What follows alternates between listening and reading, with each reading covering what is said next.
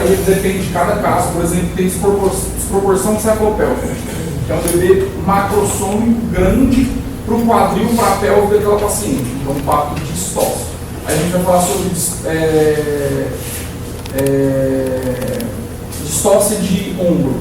E aí é uma aula especificamente para distócia de ombro, mas aí a gente vai entender primeiro o que é normal, tá? Então aqui a gente vê na atitude, a gente vai estudar aí a estática fetal, a gente vai pegar aquelas três variáveis e estudar as três variáveis separadas, tá? Então, falando para que o parto, o feto, o objeto esteja na posição para que o parto ocorra de uma forma normal, ele tem que ter algumas variáveis aí dentro desse perfil para que o parto ocorra como deveria. E uma das questões da atitude é a relação, entender, né? A atitude é a relação entre as partes fetais, e aí a gente entende que é fletido, então a gente vê lá no laudo do ultrassom, que a gente escreve como o feto está. Então lá a gente vê situação longitudinal, dorso à direita ou à esquerda, e se está cefálico, pélvico ou córneo. A gente vai ver isso direitinho. A situação, que é a relação entre os maiores eixos entre o feto e a mãe. Então a mãe, se está transverso, ele está obviamente transverso, longitudinal no mesmo eixo, e oblíquo. E a apresentação, que a gente pode ter ou cefálica, ou pélvica, ou córnica. Tá? Então aí a gente vai ter as disfunções do parto, as distocias do parto, se o bebê não estiver na posição que a gente julga favorável para o parto. Tá? Então a apresentação cefálica, ela pode ser fletida, defletida de primeiro grau, defletida de segundo grau e defletida de terceiro grau. O que é essa questão de estar fletido? Fletido, pessoal, nada mais é do que a posição, aí nós estamos falando do bebê cefálico, obrigatoriamente cefálico, e ele está com a cabeça nessa posição. Porque essa região do occipito é a região que vai se apresentar no trajeto para o bebê nascer. E aqui, ó, o queixo vai estar ao máximo encostado no peito do neném para que diminua o diâmetro, para que o menor diâmetro fetal passe no maior diâmetro da pelve materna. Tá? Então, se a gente vai defletindo, é isso aqui, ó. Essa imagem aqui da minha cabeça é quando o bebê está fletido, que é a região occipital. Aí nós vamos estudar os pontos de reparo, as suturas que a gente tem em cada situação. A defletida de segundo grau já é essa imagem aqui, ó. O bebezinho vai estar com o queixo um pouquinho longe do peito. Defletida de terceiro grau, a gente já vê a testa do neném. E a defletida de terceiro grau já é o mento, já é o queixo. O neném está literalmente assim, ó. Você vai tocar o bebê, você toca o olho, a boca, o nariz do neném. Tá? Você vê a gente chama de apresentação em face. Então, segundo grau naso, o ponto de reparo é essa região do naso. O bregma, que é essa fontanelazinha anterior, e a região do lambda, que é essa fontanela posterior. Mas é na fletida na cefálica fletida. Tá? Posição fetal, então a relação do dorso com o lado direito e esquerdo materno. Variedade de posição, relação entre os pontos de referência fetal e materno.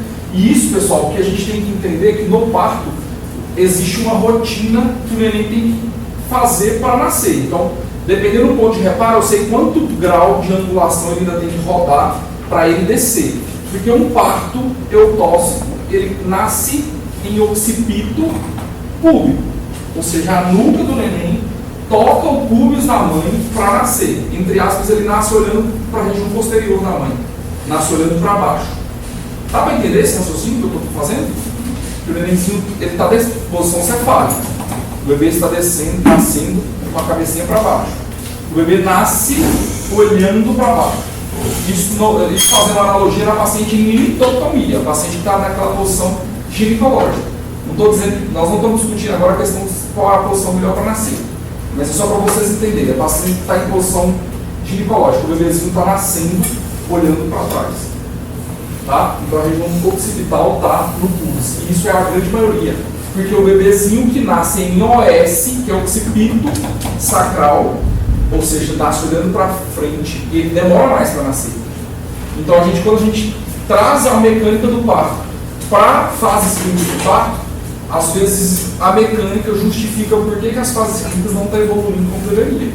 E aí vocês vão lembrar que na evolução do parto eu falei para vocês que eu não preciso esperar as 10 horas, 12 horas para saber que aquele parto não está evoluindo como deveria.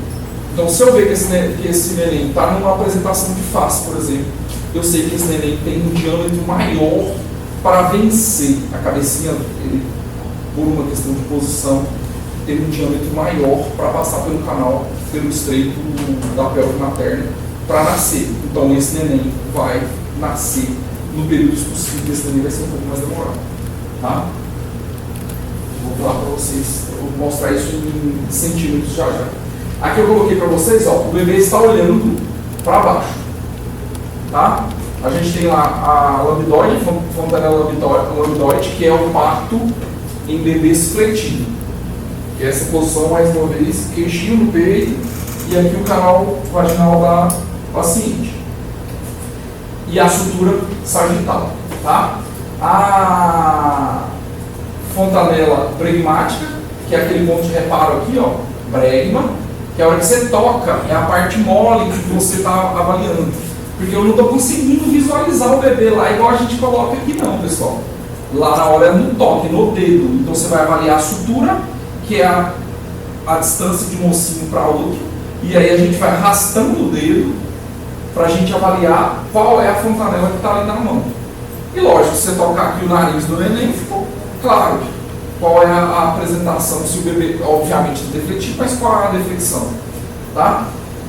E a sutura coronal, que é essa suturinha lateral. Então, porque quando você palpa ali, ó, ela faz um Y, a fontanela lambdoide. Aqui não, aqui você faz um ângulo reto. E aí a gente consegue ver essa parte mole ali do toque, para a gente saber se tem uma deflexão de primeiro grau. Tá? A região sacral e a região acrônica. Isso na visualização por baixo. Mas eu vou colocar isso depois para vocês verem os pontos de reparo do público, com a imagem. E aí eu quero que vocês entendam o conceito. Isso aqui é chato até para mim, pessoal, que vejo isso aqui há muito tempo. Então, mas isso é muito cobrado em prova. Então a gente precisa entender esse processo de nomear a apresentação que o bebê, a apresentação do caso, a posição e a referência da bacia. Então, a gente precisa entender porque eles vão falar só as siglas e a gente tem que saber qual que é exatamente a estática fetal ali na pelve materna. Então, designa com exatidão a situação, apresentação, posição e variedade de posição, tendo-se perfeito conhecimento da estática fetal. Emprega-se de 2 a 3 letras. A primeira letra, pessoal, é a apresentação. A segunda letra é a posição e a terceira é a referência da bacia. Aí eu vou explicar para vocês agora dando exemplo. Tá? OEA é occipito esquerda anterior, que é esse caso aqui, ó. A pelve, ela está verticalizada. Vamos entender essa pelve horizontalizada. Essa paciente está em posição litotômica. Occipito esquerda anterior. O dorso do neném está à esquerda da mãe. A região que me apresenta é o occipito, ou seja, esse bebê está na posição fletida e anterior. O dorso está anterior. Deu para entender? Então a gente eu não preciso dessa imagem. Eu vou ler isso aqui e eu vou visualizar isso aqui na minha mente. Occipito, direita, anterior. É o inverso. Dá para entender isso, né? Occipito, direita, posterior. Ou seja, o bebê não está com dorso anterior, ele está com dorso posterior. E aqui em prova eles cobram desse jeito. Eles dão a sigla e você vai selecionar qual é a imagem que representa a apresentação à estática fetal. Vamos para frente. Aqui embaixo é naso direito anterior, D, lá em cima. Olha o bebezinho olhando para o canal. Naso aqui, ó. Tá? Naso direito anterior, que aí nesse caso você não fala no dorso, na verdade agora nesse caso você vai falar a parte anterior que está apresentando, porque é o ponto de reparo, entende? Pélvica completa, aí isso aqui é uma questão importante também, ó. Porque a pélvica completa, o bebezinho está com as pernas cruzadas, a pélvica incompleta está com as pernas lá em cima, ó. Tá vendo? A letra E e a F. Dá para entender, né, pessoal? É bem complexo, mas chegar em casa vocês vão estudar isso aí. Oblíqua, que é essa imagenzinha, o bebê está literalmente oblíquo. lembrando dessa imagem aqui, ó. Córnica, acrônimo, no caso esquerda posterior, que é o que você palpa. Córnica, a ADA, que é acrônimo direita anterior, que é a imagem ao contrário. Tá? No dia a dia, pessoal, a gente consegue palpar isso e descrever no dia a dia, na paciente. Tá? Não é isso aqui, não é avaliação ultrassonográfica, isso aqui é exame físico. É a palpação ao toque vaginal. Porque a hora que a gente pega a pelve ali, a gente imagina no dia a dia, não parece que está bonitinho, que a imagem ali, eu estou vendo isso ultrassom. Não é. O paciente entra em trabalho de parto, chega lá, a gente vai fazer o toque e a gente vai visualizar isso no toque. Aí você fala assim, quem já tocou aqui? E se o bebezinho tiver com a bossa? Se tiver um edema no colo cefálico? Aí você perde parâmetro mesmo. Só que a bossa, ela não inicia o trabalho de parto com bossa. Ela inicia o trabalho de parto sem bossa. Aí o parto vai acontecendo. E aí a bossa, ou seja, tem um edema. Vocês estudaram isso lá na pediatria, para diagnóstico diferencial de cefalohematoma. Essa bossa, ela se perde por onde reparo mesmo. Você perde um pouco de parâmetro de avaliação. E é um dos critérios para você passar fórceps, por exemplo. Você tem que ter exatidão na avaliação da estática fetal. Porque senão é contraindicado passar fórceps. Porque senão você vai passar uma fórceps ali, você não sabe nem se está pegando na face, no rosto, no nariz, na boca, na mandíbula, no maxilar da criança. Tá? Perguntas complexas, né? Chato. Continuando, então a variedade de posição, pessoal. Então a região posterior, anterior e transverso. E aqui a angulação. Eu coloquei aquela imagenzinha ali para você saber. Lembra que eu falei que nasce o occipito púbico? Então, se o bebê estiver em OP ou para posterior, esquerda posterior ou esquerda posterior, direita ou esquerda, esse neném tem que rodar 90 graus mais 35 para OP. Deu para entender esse raciocínio? Vamos voltar. Se o bebezinho estiver com a região occipital, porque a parte que nos importa é o ponto de reparo. Aquele ponto de reparo, que é a região occipital lá no OEA ou OEP, ele tem o ponto de reparo é que vai vir para a OS. Então, quantos graus esse ponto de reparo vai rodar para vir para a região OS, não, OP? Quantos graus ele vai rodar? Nesse caso aqui, por exemplo, que está em esquerda posterior, vai rodar 90 graus, porque aqui é o pulso, tá, pessoal? Vai rodar 90 graus, que é aqui, mais metade de 90, 35 graus. Então vai, metade de 90, 45, né? 45 graus. É 135 graus, que é 90 mais 45. 135 graus. Entende? E isso eles cobram em prova. Tá? Se o bebê tiver transverso, vai rodar 90 graus. Se o bebê tiver posterior, totalmente, tiver sacral, ou vai nascer em sacral, e aí vai demorar mais para nascer, ou vai rodar 180 graus para nascer. E aí roda bastante. Pontos de referência fetal, que é essa imagenzinha ali, sutura sagital, que eu mostrei lá, vou voltar a imagem para vocês.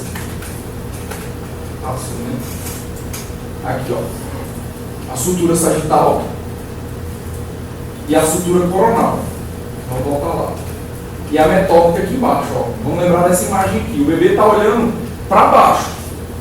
A face do neném aqui está voltada para baixo. Tá?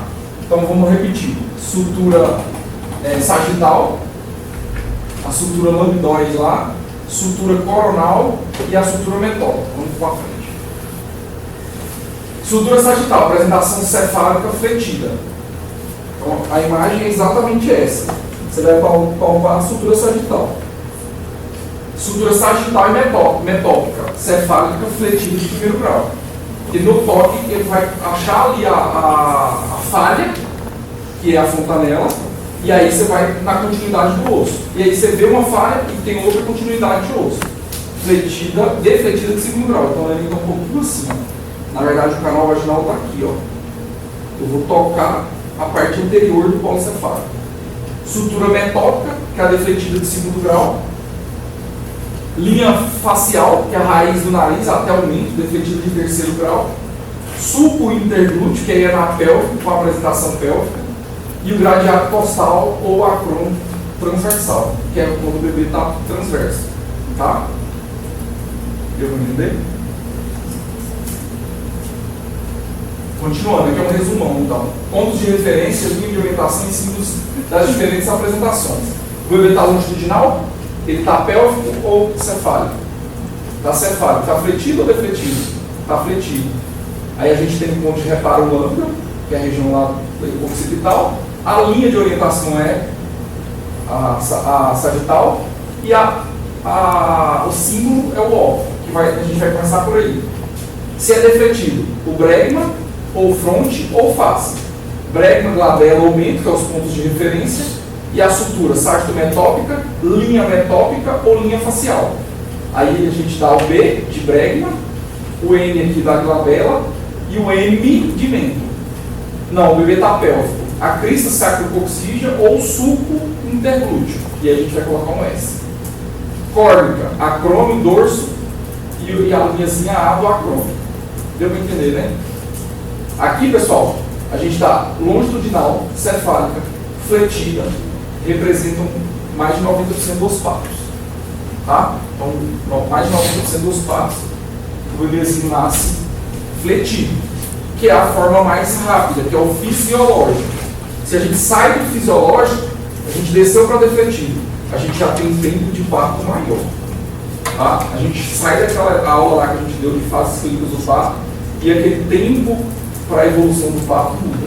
E aí a gente aumenta a chance de parto cesárea, a gente aumenta a chance de sofrimento e etc. Aqui eu coloquei para vocês entenderem a questão dos diâmetros. Quando a gente tem um diâmetro, ó, occipito mentoniano, ó, o vermelho, que é o maior aqui, ó, 13,5 centímetros, que tem que passar pelo canal para nascer. Occipito frontal, o verdinho. Suboccipito frontal, o verde mais claro, e o suboccipito bregmático, que é o vermelho, ó. O roxinho, na verdade, 9,5 centímetros. Então é isso, quando o bebezinho está aqui dá o crânio, vamos rodar esse crânio, que é quando o bebê está dessa forma. Os centímetros que tem que vencer para passar pelo trajeto é 9,5 centímetros. Quanto mais defletido vai ficando, maior fica. Se esse bebê não é a apresentação em face, é o defletido de segundo grau, que aí é um pega de prova. Qual é a maior diâmetro? Que a gente tem de aí para a graduação, segundo ou terceiro. Na verdade, o segundo defletido de segundo grau é o maior diâmetro, que é esse diâmetro de 13,5 centímetros. Porque o de face mesmo seria esse que é amarelinho aqui, que é o defletido de terceiro grau. Esse diâmetro amarelo também. O diâmetro vermelho é o diâmetro do defletivo de segundo grau, que é um diâmetro incompatível com o parto normal. Isso é prova, provas que colocam muito direto. Ó, então, quanto mais defletido, ó, ou seja, quanto mais esse queixo mais próximo do peito, menor o diâmetro que tem que passar do polo cefálico. Tá? Que é pela flexão, vamos dizer, do polo cefálico. Falando em trajeto, pessoal, canal de parto. Trajeto mole é o segmento uterino inferior, colo uterino, vagina, região vulvo perineal. Então, falando em trajeto, é um paciente que teve uma cirurgia no colo do útero. Ela fez uma conização. Essa paciente pode ter uma distócia de colo. Porque o colo, às vezes, é enrijecido por um procedimento cirúrgico. Tá? Essa paciente tem um câncer de colo. Que às vezes ela não sabe. Ela tem um enrijecimento do colo maior. Não pode ser incompatível com o parto normal. Essa paciente tem uma lesão verrucosa de grande volume na vagina, região próximo da vulva, que também tem um volume que faz efeito de massa na vagina da paciente. Essa paciente vai ter dificuldade com o parto normal. Tá? Ou ela tem uma estimocele, que é quando a cicatriz da cesárea anterior ela tem um esvaecimento, ele abre. Então ela vai ter uma dificuldade de contratilidade naquela região ali. Ou seja, o trajeto está tendo alguma interferência no parto. E o trajeto duro, que é a bacia óssea. Antigamente, pessoal, os médicos, os obstetras, eles faziam avaliação radiográfica de bacia. Mas aí depois fizeram um estudo observacional e os médicos tocavam lá aleatório, sei lá, 300 pacientes e dividiam em grupos que eles consideravam pelve favorável e pelve não favorável para o parto. E o que se observou, porque a gente é muito miscigenado, o que se observou que a opinião do médico em essa paciente vai dar parto normal ou não vai dar parto normal, não tinha nenhum nível de confiança em relação se realmente ela poderia ou não ter o parto normal. Ou seja, os que eles colocaram que não dava parido de parto normal, colocou que dava, tiveram outras interferências. Entende?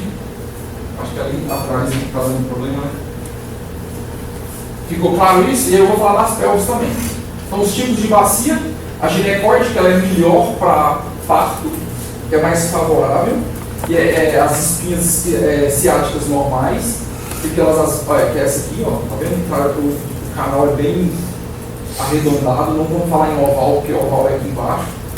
A androide é ruim, as espinhas ciáticas são muito proeminentes. A antropóide aumenta a incidência de variedade de posição posterior e oblíqua. E a platypeloide, insinuação para diâmetros transversos. Vou falar de cada uma. Tá? A ginecoide é 50% das pacientes, é a ginecoide, é a bacia feminina normal. O estreito superior é arredondado e o diâmetro transverso máximo afastado do promontório e do pubis. Porque na verdade o promontório é mais enunciado nas bacias não favoráveis, que é essa região posterior. Tá? E esse lábiozinho das cristas também. Tá? E tem a questão do ângulo também, que eu vou comentar. Na ginecoide, eu vou passar e depois eu volto. Olha, eu estou aqui fazendo um toque para ter a medida do estreito superior. Isso era feito de rotina antigamente, hoje a gente não faz isso mais. Mas é um ângulo superior. É esse ângulo aqui, ó, essa abertura aqui. Ó. Esse ângulo aqui, antigamente ele era medido para avaliar, porque esse ângulo aqui ele infere a abertura da pelve da paciente. Tá? Já nós vamos voltar. Deixa eu continuar com o raciocínio.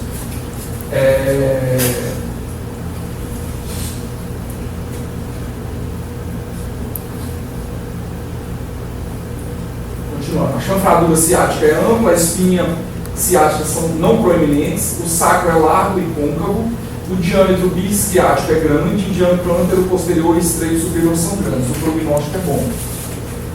A antropóide é 25% das bacias, bacia dos macacos, o estreito superior é elíptico, o diâmetro transverso máximo é diminuído, próximo ao pubis. Então tem um fechamento do diâmetro próximo ao pubis. A antropóide, a chanfradura ciática é mais ampla e pouco profunda. As espinhas ciáticas são não proeminentes, o sacro é estreito e longo, e o diâmetro bisciático é menor. O prognóstico aumenta a incidência de posições posteriores. Ou seja, porque assim, pessoal, não existe uma memória inata nessa criança que faça com que ela faça aquela rotação que a gente colocou, que eu comentei com vocês ali no início. É literalmente chave e fechadura. Se você coloca uma chave maior do que cabe ali na fechadura, ela não vai entrar.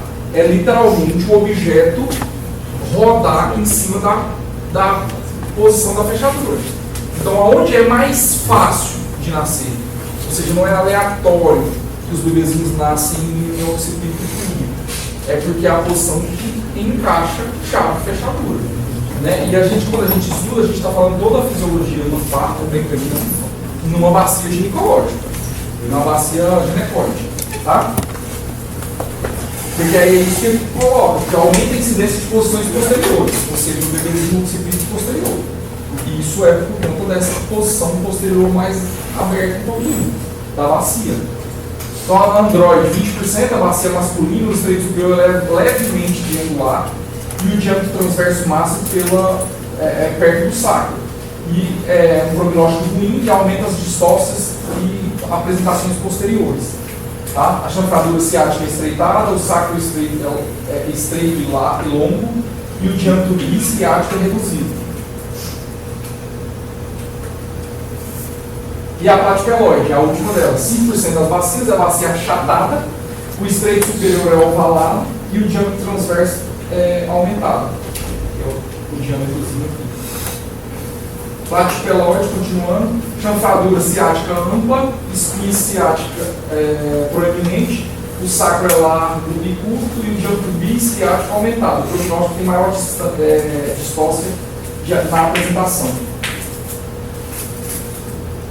Então, bacia com os trajetos e canal de parto. Estreito superior. Tá, pessoal? Isso aqui é outra questão que é importante.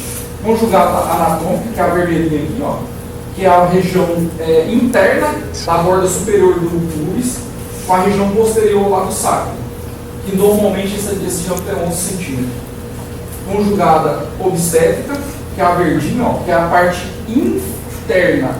Na verdade, aqui é a parte superior, desculpa, tem uma diferença de 0,5 centímetros, porque aqui a verdinha é o funcional, que realmente é o canal de parto, que é a conjugada obstétrica. Lembra disso? A anatômica, na verdade, é a borda superior do pubis. E a obstétrica é a borda interna do pubis, do osso.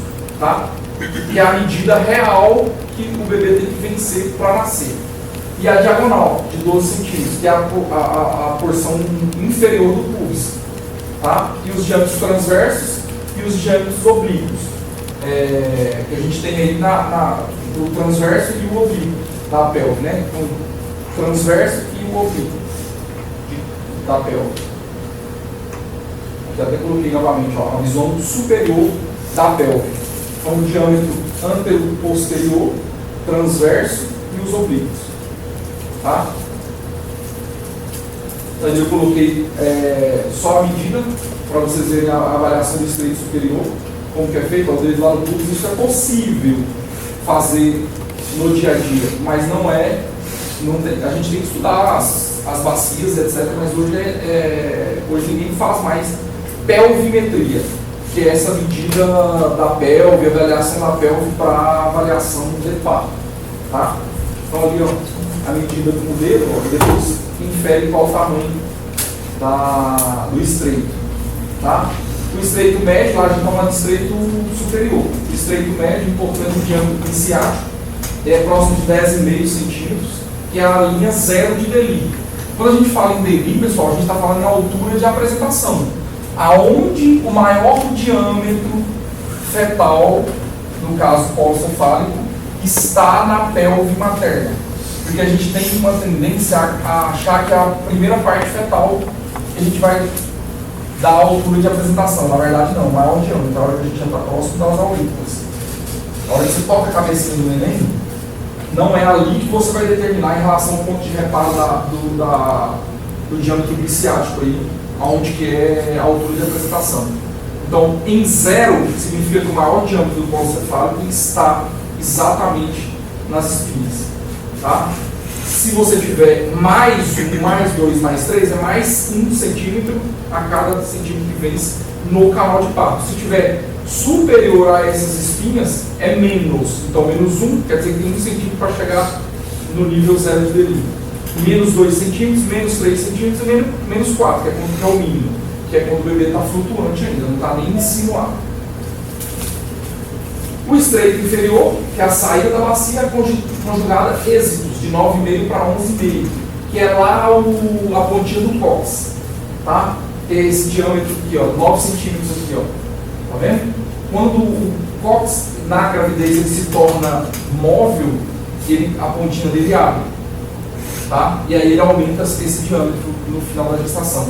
E algumas pacientes referem dor no cóccix no final da gravidez, porque é o único momento na vida da paciente que ele se torna o cóccix móvel, por conta do efeito da progesterona, justamente para favorecer o parto ali.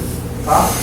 E o diâmetro transverso, bituberoso, e a arcada pública, que nada mais é do que literalmente essa angulação aqui. Essa angulação, se a pelve essa angulação é maior, essa pelve é um pouco mais fechada, é literalmente isso. Tá? Esse ângulo ele tem que ser um pouco mais aberto para a bacia ser mais arredondada. Aqui, ó, é essa imagem que eu queria dizer só aqui, ó. O ângulo aberto e o ângulo fechado. Então esse ângulo fechado, ela atrapalha o parto no estreito inferior, tá? Que é essa abertura aí do arco público, do bebezinho para nascer. E aqui está na região occipital, ó, o occipito, onde que esse occipito passa?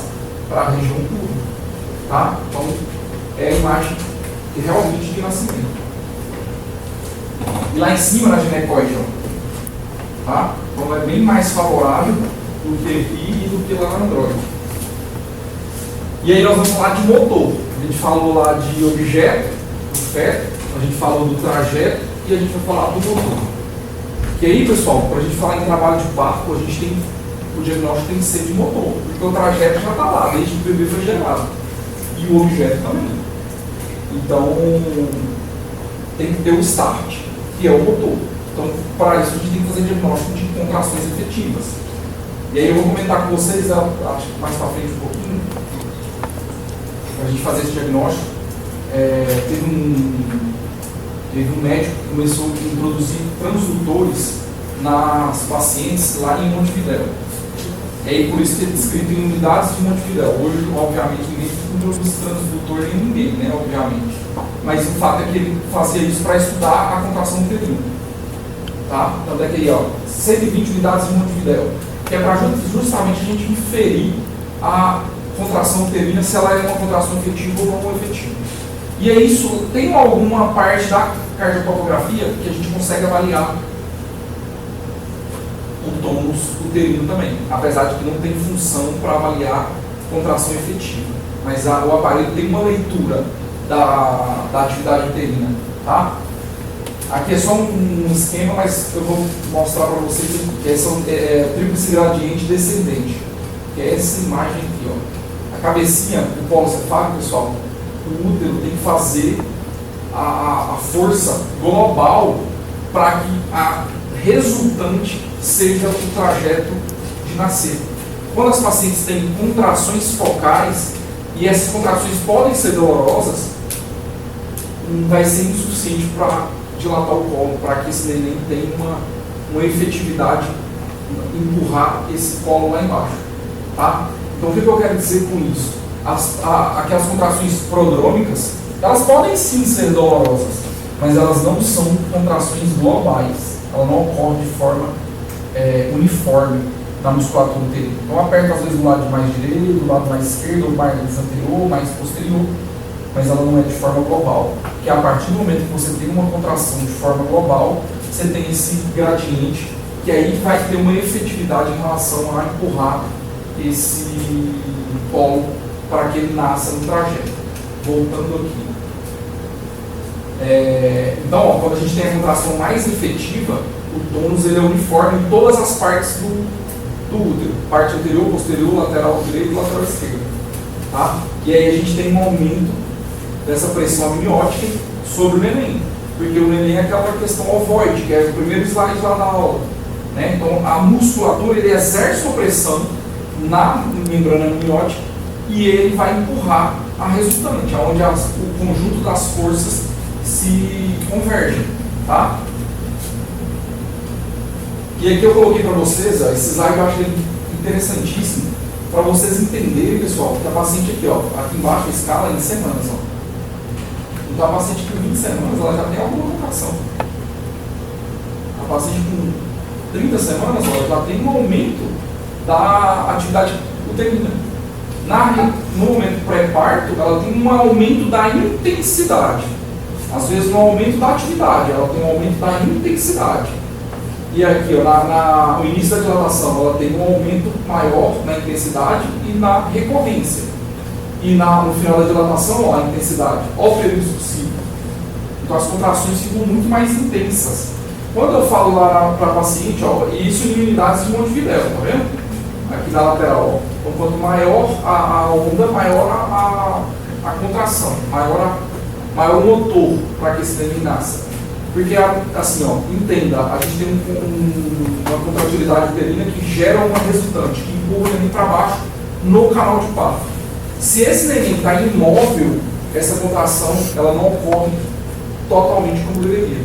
Quando essa contração consegue empurrar, sair da inércia, o feto, ela começa a aumentar a intensidade. E é aí, pessoal, que essa paciente sente mais dor. E é aí que ela pede cesárea. E essa aqui é uma conversa que a gente tem com as pacientes que querem parto normal. Porque a hora que você tem maior intensidade da dor, que é a hora que a sensação de que está abrindo, partindo, literalmente isso, e não existe parir sem dor, porque às vezes essa é uma questão que a gente fala, meu sintotipo todo não tive dor. Às vezes você vai escutar isso no dia a dia.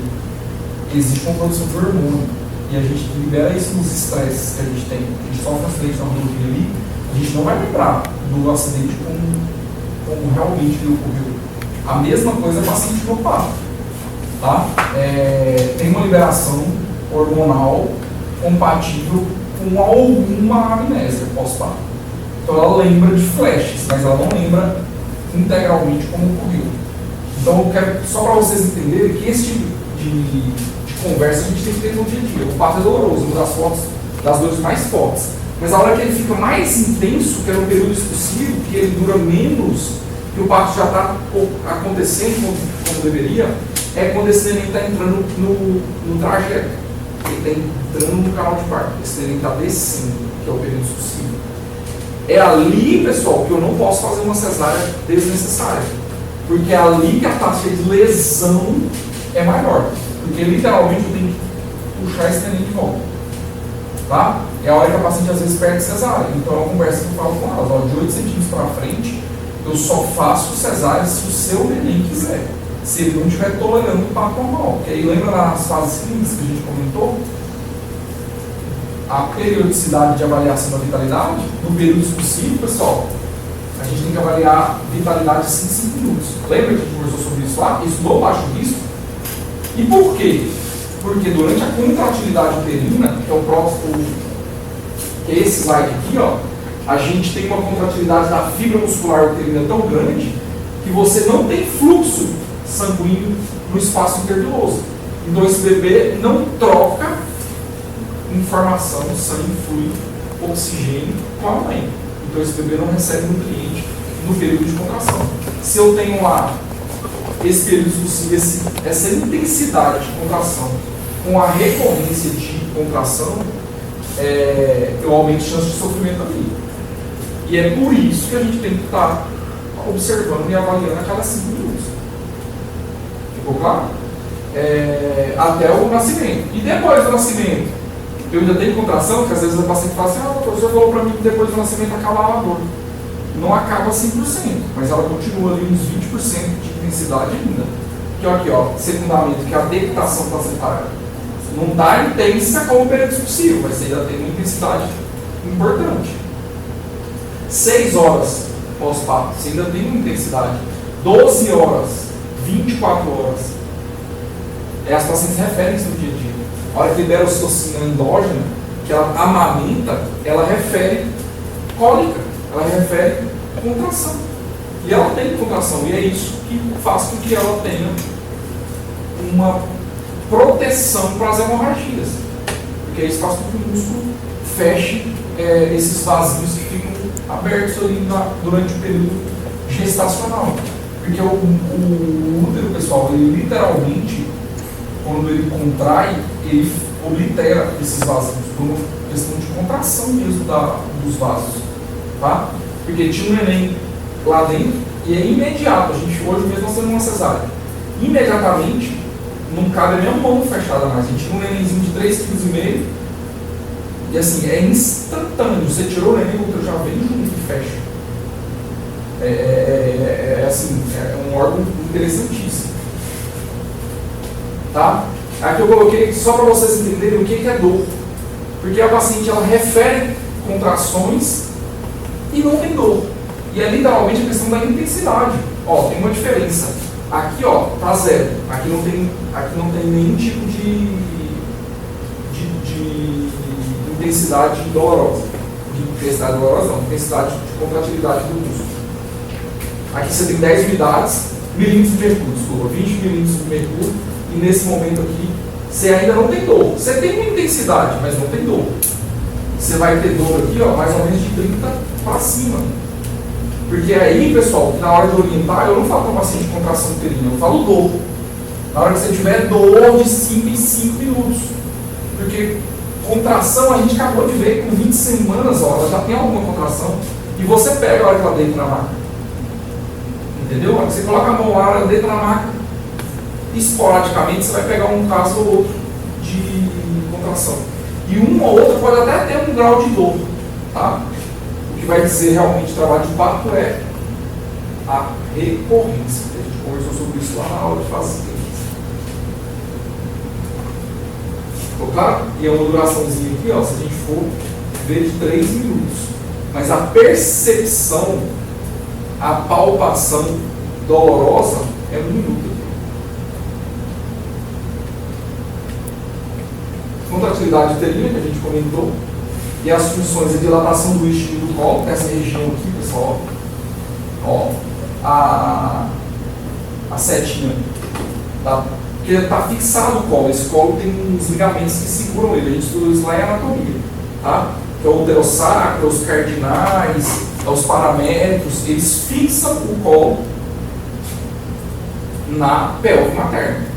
Então você tem um útero que empurra, mas tem uma fixação. Ele literalmente faz isso. Ó. Ele literalmente faz isso. Tá? Dilatação do isquio do colo. Então essa região, quando a paciente está em trabalho de parto, ela tem ela afina, que é essa região do isquio, que é onde a gente corta para fazer cesárea. Tá? Então ela fica bem fininha. Porque se você corta na musculatura, além da musculatura mais alta, corporal, que a gente chama de cicatriz corporal, a gente tem maior chance de sangramento. E você interfere mais nesse mecanismo para uma futura gestação e para até aquele momento, para a contratilidade, para evitar a hemorragia. Então não é aleatório que o corte é istmo no parto cesariano. Não é aleatório, existe uma justificativa para isso. Adesiva expulsão fetal, secundamento e a prevenção de hemorragias, que a gente acabou de falar. É esse mecanismo de compressão dos vasos intrabiometriais, compressão de grandes vasos e etc. e tal, durante a contratilidade. Mecanismos, movimentos exercidos pelo feto sobre a ação das contrações uterinas ao transitar pelo canal de parto, permitindo sua adaptação às dificuldades do trajeto. O feto é o móvel, o objeto, que percorre o trajeto, bacia, impulsionado pelo motor, contração. Então o bebê tem que estar na posição e o motor tem que estar efetivo para que ele passe no trajeto. Então se ele vai rodar 135 graus, que é o que a gente comentou, ele tem que ter essa movimentação para que esse útero consiga empurrar ele para baixo. Porque senão esse bebê vai ficar tendo uma contratilidade, o músculo uterino, o motor vai estar trabalhando. Se ele tem um polo cefálico maior, uma macrosomia, que tem um período cefálico maior, que a gente chama de desproporção cefalopélvica, esse trabalho de parto vai ser inacabado. Ele vai estar ali tendo contrações efetivas, intensas, mas ele não vai entrar no trajeto, no canal de parto. E isso existe um diagnóstico, que é esse que a gente acabou de falar, que é um dos diagnósticos de distócia de trajeto. Tá? Temos o mecanismo de parto, e aqui, pessoal, isso aqui é o que o feto exerce para nascer no trajeto do canal de parto. Então ele insinua, que é essa imagem aqui, ó.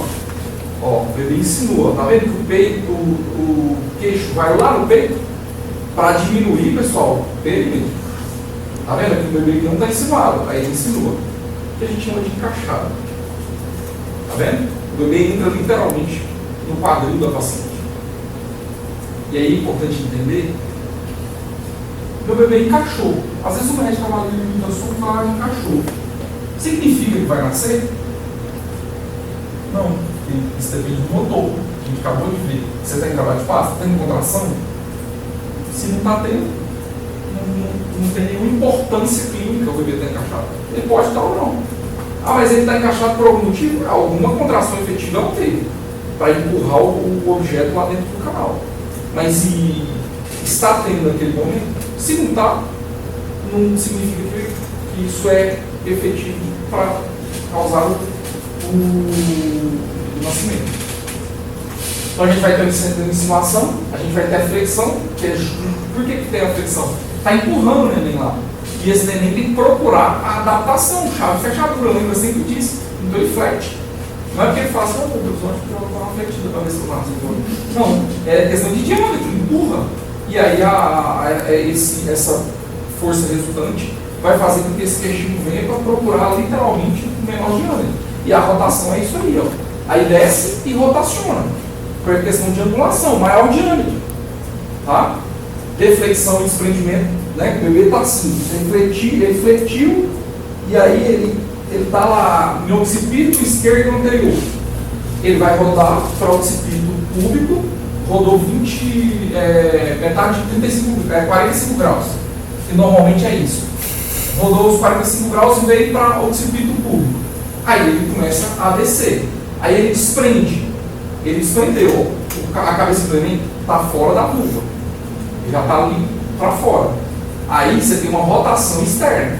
Porque o maior diâmetro aqui é diferente do maior diâmetro aqui. Então o maior diâmetro aqui na pelve passou assim.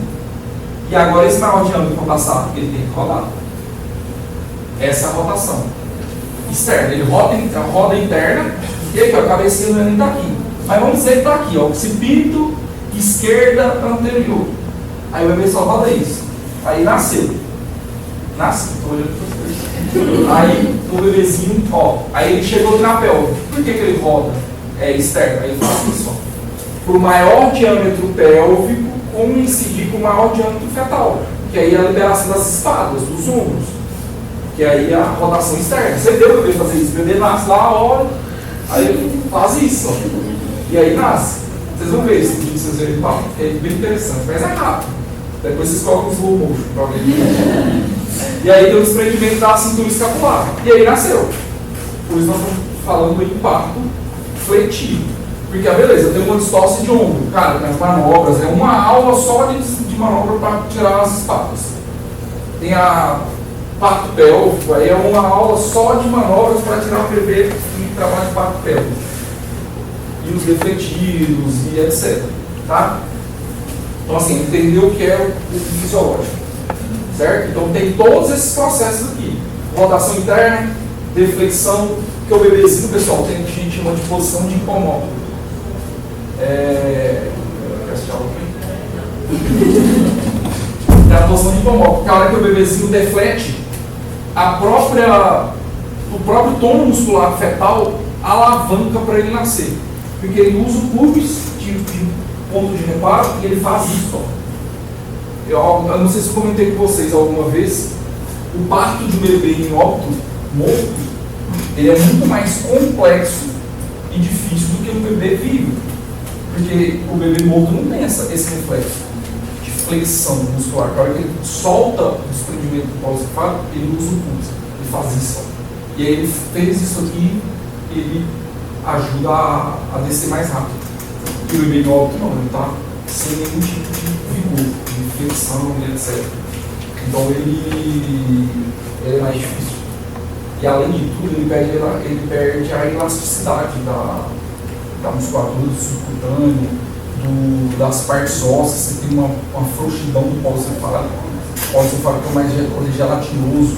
Pode uma tábua óssea subir na outra. Então, assim, é um negócio bem traumático. Mas é isso. Aí não vamos fazer cesárea. Porque às vezes eu não penso que é traumático. Para mim, o meu parto mais traumático foi o óbito fetal na residência. Que a mãe não queria a gravidez, ela fugiu do hospital, acho que foi com sendo uma mãe diabética, e ela voltou em óbito depois. Cara, não teve como, ela não assistiu o parto, porque ela fez distorce de ombro. A gente puxava, não nascia, fazia as manobras, não nascia. Qual que é o último das manobras? Bota a paciente de 4 apoio, a paciente de 4 pernas, assim, tipo cachorrinho. Aí o que acontece? A parte mole desce. Aí ela desprende. Você desprende o ombro posterior primeiro. E aí você rotaciona, porque o ombro anterior é que está impactado no pulso da mulher. E ela assistiu tudo isso, ela não queria ver. Ela pensou, eu quero parir, não quero ver. Não tem como. Você vai ter que virar. Aí foi assim, ela chorar, nossa, loucura. Absurdo. Mas é isso, que o bebê viável, vivo, ele tem esse reflexo natural.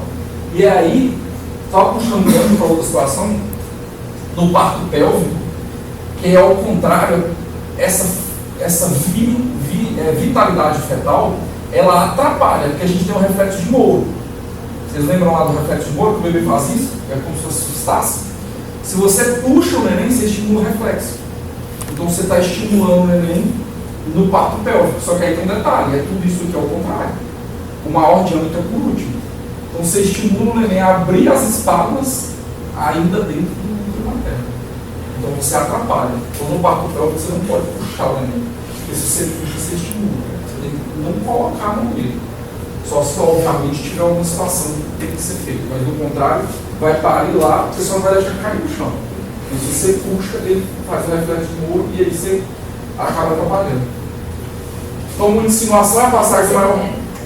A passagem do maior diâmetro da apresentação fetal através do estreito superior da bacia, cabeça insinuada, ponto de referência fetal enquanto zero de devido.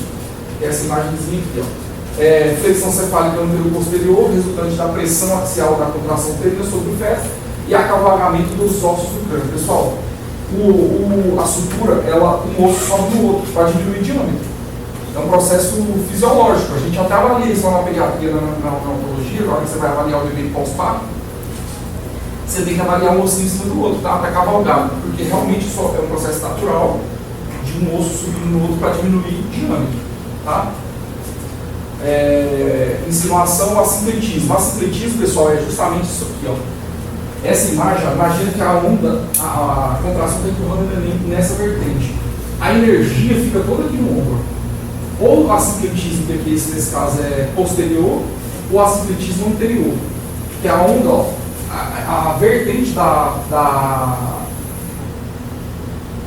resultante da contração fica todo no ombro. Porque ou ele faz isso, ó, ele faz isso e torce o pescoço, ou para o outro lado. E isso a gente dá o nome de assincletismo, o movimento de flexão lateral da cabeça. Tá? Isso não é o fisiológico. Tá? Assim como ocorre no assincletismo, é uma distócia de objeto com trajeto. Tá? E o uso parietal atravessa o estreito superior antes do outro. Então, entre aspas, ele vai fazendo isso, ó, o osso, para caminhar. Mas o assincletismo é uma distócia. Tá? Então, a descida tem que inicia com o trabalho de parto, termina com a expulsão fetal e é sincrônico aí com o primeiro e o terceiro tempo, movimento de espiral, né, descendente da cabeça fetal. A descida, a orientação do diâmetro antero-posterior da cabeça fetal, estrutura sagital com o diâmetro antero-posterior da bacia materna, que é o que a gente já comentou. A rotação traz um ponto de referência fetal junto do pubis, que é essa imagem aqui, ó. Tá vendo? O tronco, o dorso ainda está aqui para a esquerda da paciente, mas o polo cefálico já rodou para passar literalmente o diâmetro, o maior diâmetro com o maior diâmetro materno. Olha a região occipital do neném, olha o pubis. Então o neném vai descendo e rodou. Agora o neném está olhando para a região sacral da mãe. Ele vai desprender e aí vai aproveitar essa alavanca para fazer o movimento da gente chama de hipomóvel. Eu vou mostrar para vocês aqui. Rotação interna, o grau de rotação varia de acordo com aquela questão de grau que a gente já conversou. Na verdade, se a gente tiver aqui, por exemplo, aqui é a região pública, aqui é a região sacral. Esse bebê está com o occipito, ponto de reparo, para posterior. Então ele vai. Bem interessante, presta atenção aqui, pessoal. O bebê tem que vir para a região pública, o occipito, que está para a região posterior, ele vai rodar 90 mais metade. Eu fiz a conta errada já agora, mas 45 graus. 135 graus. Tá? Ó. Aí o bebê está aqui, ó, na região transversa. Quanto tem que rodar? 90 graus. Ó. Ele está rodando. Agora quanto tem que rodar? Metade de 90. E aqui em P o bebê nasce. Deu para entender isso, né? Variedades direita, roda em sentido horário, esquerda em sentido anti-horário. Insinuação da cintura escapular, penetração das espadas no estreito superior da bacia, redução do diâmetro da cintura escapular por meio de aconchego dos ombros, progride em espiral juntamente com o polo cefálico, o dorso fetal mantém-se a 45 graus da linha de orientação, que é literalmente aquilo. Ó. O bebê fica meio com o pescocinho torcido. Tá? Então, o desprendimento cefálico, a alocação do suboccipito no pubis materno, a posição de hipomóvel, que é o movimento de deflexão na cabeça fetal com a expulsão, e a retrodução do oxígeno. Então, você faz isso e o cóccix volta. Tá? E aí ele facilita essa saída, como se fosse uma alavanca. Mecanismo de rotação externa, movimento de restituição da cabeça, é espontâneo, o retorno do osso fetal para o lado materno em que se encontrava antes da rotação interna. E a rotação interna das espáduas, que é a rotação interna das espáduas. Mas na hora que a gente vai descrever, é rotação externa, porque o osso fetal está externo ao canal vaginal. Ficou claro? Ou seja, a gente imagina, não nasceu a cabeça, já nasceu o neném. Ainda tem essa questão da rotação. O maior diâmetro e o menor diâmetro. Tá? Então, a cintura escapular ocupa o diâmetro anterior posterior da bacia. E isso na bacia é ginecoide. Porque o maior diâmetro era a linha anterior posterior. Mas tem a platípeloide com diâmetro transverso. Por isso que estava comentando, a rotação, todo esse mecanismo, ele muda um pouco nas outras bacias. Mas aí nós estamos estudando que é fisiológico. Tá? Aí o desprendimento da cintura escapular, apoio do ombro anterior no pubis, movimento de flexão lateral do tronco, desprendimento do ombro anterior. Ó, o ombro anterior está impactado, aqui é o pubis. Nós estamos olhando uma paciente lateralizada. O ombro, então, primeira coisa, o bebê nasceu, você puxa ele um pouquinho para baixo. E aqui tem lesão de plexo. Já viu as pacientes que às vezes conheceu alguém que já teve um pouquinho de diminuição da movimentação de um dos lados do corpo? Por conta do parto, é nesse momento. Aqui, pessoal, você só exerce uma tração, mas sem forçar. Que aí você desprende o ombro, e aí depois você pega a cabeça também e puxa para cima. Que aí você desprende o ombro posterior. Deu para entender isso? E aí vem as manobras, por exemplo, de desprendimento. A primeira manobra é pressão suprapública. E aí fica fácil de entender com essa imagem. Aqui é o pulso. Eu exerço uma força aqui, ó. Eu empurro esse ombro para dentro. Eu empurro o ombro para ele sair ali. Na paciente que tem distócia, eu estou falando de outro, já da complicação do parto. Tá? O movimento de flexão desprende do ombro posterior e o restante do feto sem resistência ao nascimento, que é o que a gente comentou. E é isso. Mas é uma aula teste. Por isso que eu estava empurrando lá para frente, estava no lado da ela. Mas é isso. Leem essa questão das siglas, vejam lá a posição, porque isso aqui é uma questão que cobra demais. E a gente tem que ler, porque senão não aprende. Tá? Quem for apresentar, vão dar 3 minutos para quem quiser ir fazer cocô. Vocês querem o computador? Vocês têm? Tem? Vamos lá.